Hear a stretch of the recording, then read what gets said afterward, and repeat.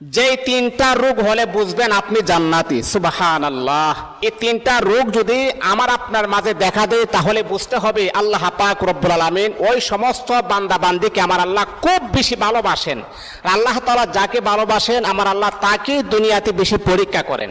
এই তিনটা রোগ হলে বুঝতে হবে আল্লাহ পাক আপনাকে অত্যন্ত ভালোবাসে, এই রোগগুলো আপনাকে উপহার দিয়েছেন। এর মাঝে একটা হচ্ছে ঠান্ডা জ্বর।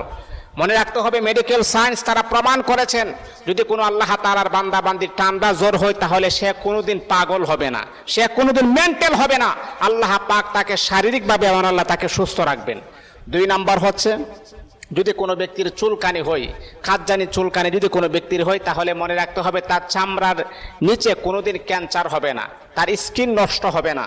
3 নাম্বার হচ্ছে আল্লাহ নবী বিশ্বনবী সাল্লাল্লাহু আলাইহি ওয়াসাল্লাম বলেছেন যদি কোনো ব্যক্তির চোখ উঠে তাহলে মনে রাখতে হবে তার চোখে কখনো সে অন্ধ হবে না।